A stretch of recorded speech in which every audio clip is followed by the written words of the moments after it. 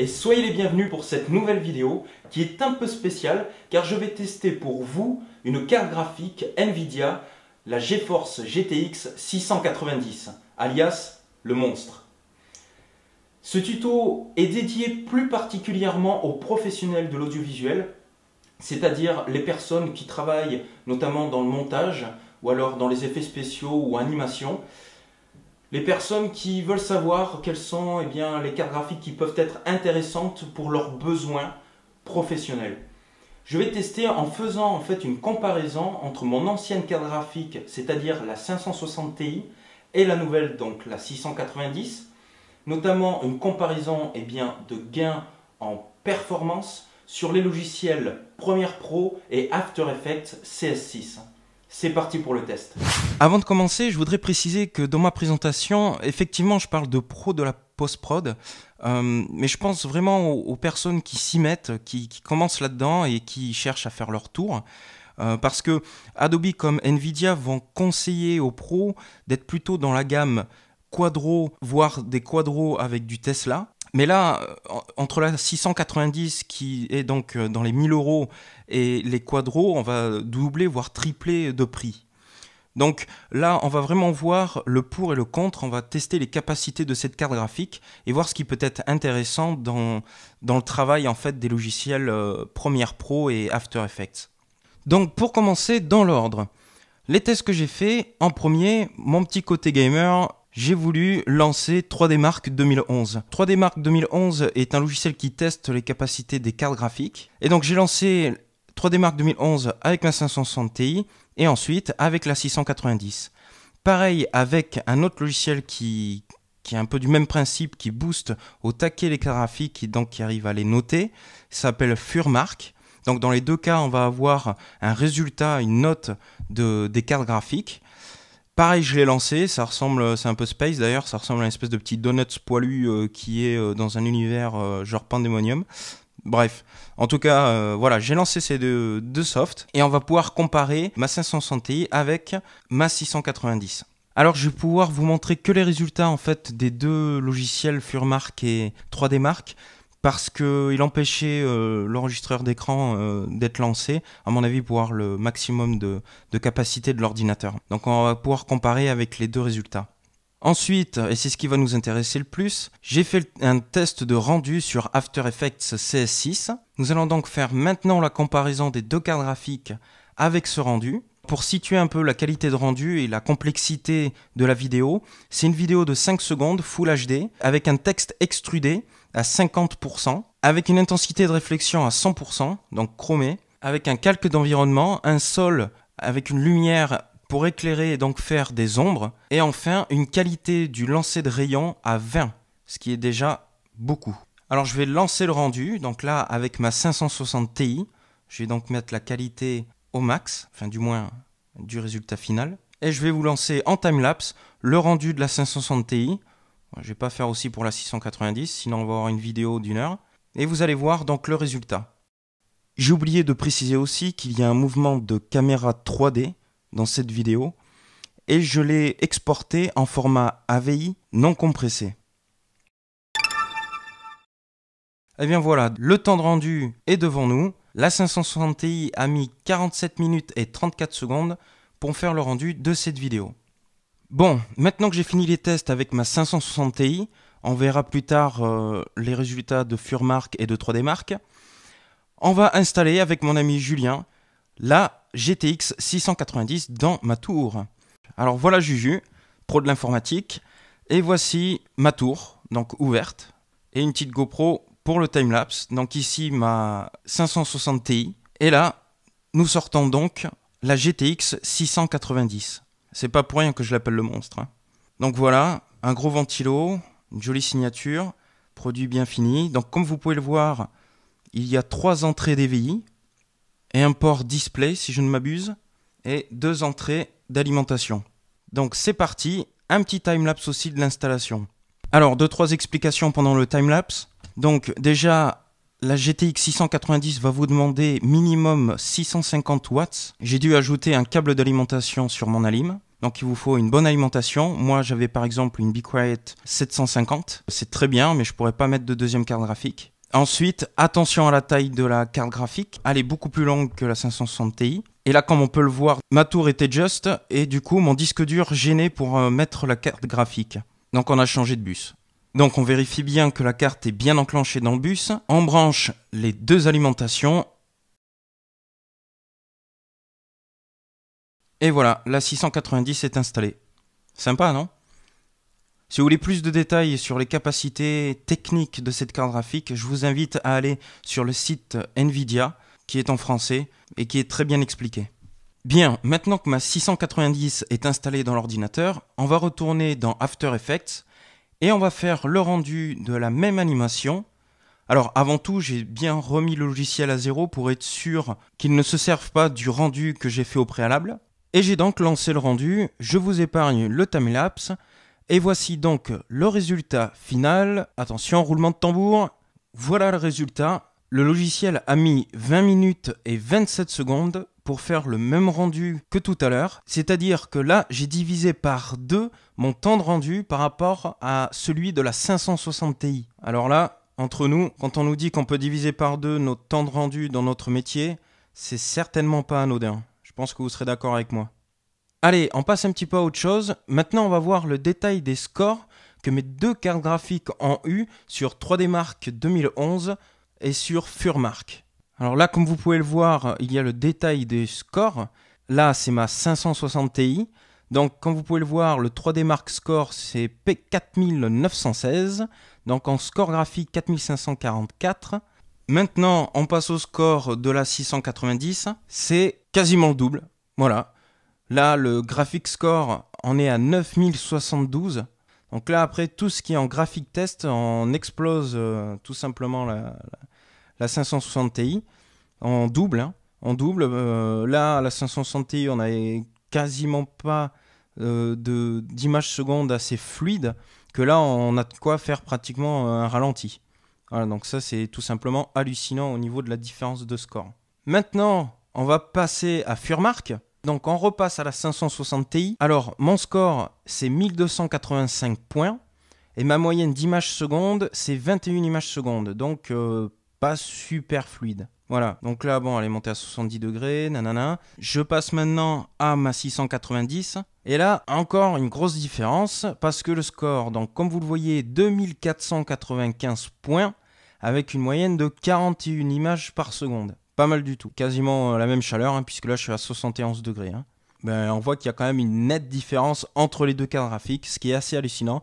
Alors j'ai fait aussi ces tests, pourquoi ? Parce que vous pouvez vous amuser à les faire aussi, pour que vous puissiez tout simplement comparer mes points, notamment mes scores, avec ceux de votre carte graphique. Donc vous pouvez télécharger gratuitement Furmark et 3D Mark 2011, vous lancez les tests, comme moi j'ai fait, et vous allez pouvoir comparer et notamment voir s'il y a une nette différence entre votre carte graphique et la 690.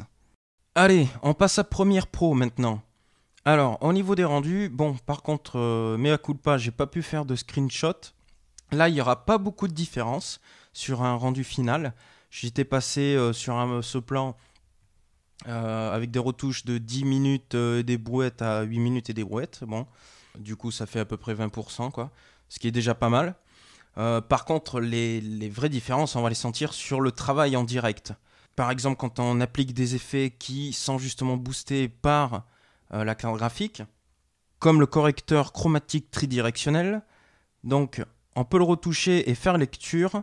La vidéo peut être retouchée en direct sans qu'il y ait de perte d'image. Bon, ça, on l'avait déjà vu avec notamment mon tuto sur la retouche pour que ce soit reconnu avec la 560 Ti. Les avantages aussi, c'est de pouvoir cumuler des effets et toujours lire en temps réel, comme avec le stabilisateur de déformation. Donc là, il travaille, mais on peut toujours lire et retoucher en même temps notre vidéo. Donc là, on a un vrai gain de temps en fait entre chaque effet qu'on va appliquer sur nos plans. Encore une fois, un gain de temps sur les effets, notamment qui ont ce petit logo. Ce petit logo qui veut dire effet accéléré, hein, donc qui est supporté par le CUDA. Vous pouvez toujours vérifier si votre carte graphique est bien reconnue. Alors attention, attention, attention. La 690 n'est pas directement reconnue comme sur After Effects. Il va falloir faire la même manipulation que j'ai dû faire pour la 560 Ti pour qu'elle soit reconnue par Premiere Pro. Voilà. Donc ça, bon, j'ai remonté quand même l'info à Nvidia France. Je vais la faire aussi chez Adobe France. On va voir ce qu'ils peuvent faire. Voilà, donc la stabilisation se fait. Voilà, le plan est stabilisé. Et comme on peut le voir, il n'y a pas besoin de faire de rendu. Même avec ma stabilisation de déformation appliquée, le plan se lit en temps réel.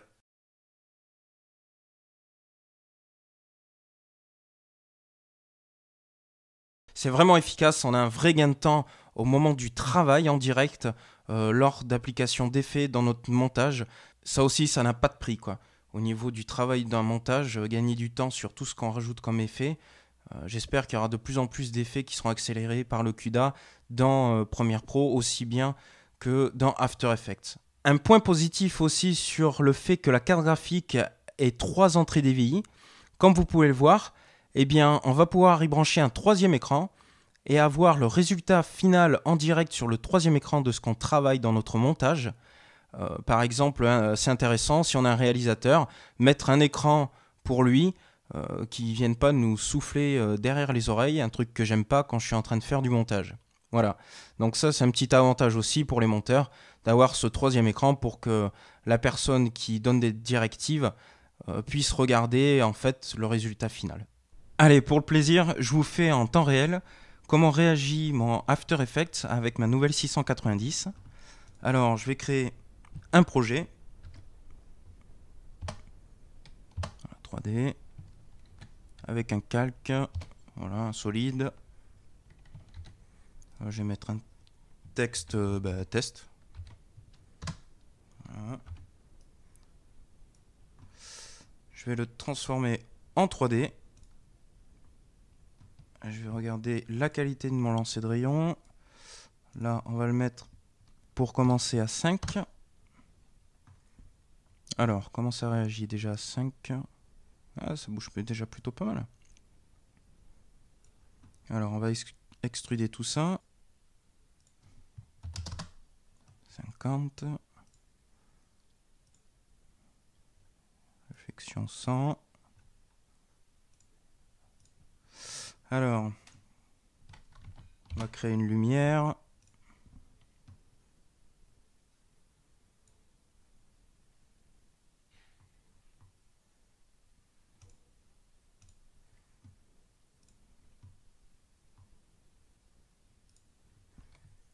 Lui, on va le tourner, on va faire comme si c'était un sol.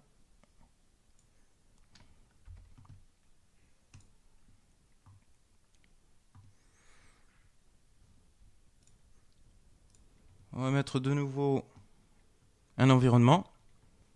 Ça, par exemple. Donc, on va le mettre là. On va lui dire calque d'environnement. Et on crée une petite caméra 3D. Alors, voyons comment ça réagit tout ça. C'est pas mal.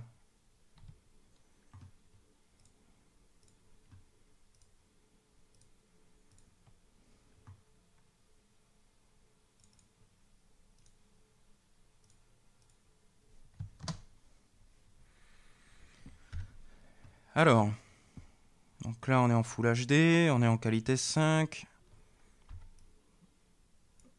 C'est plutôt pas mal quand même. Hein. Allez, on passe en 10. Donc si on met en ébauche, donc ça, c'est très fluide.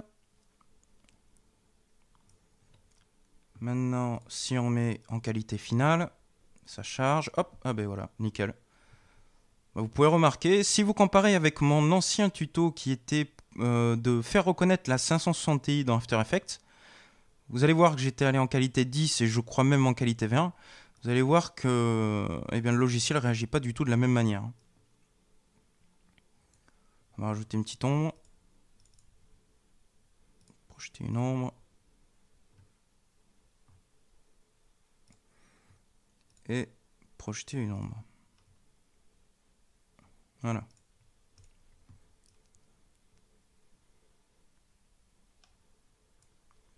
C'est plutôt pas mal. C'est plutôt pas mal. Voilà.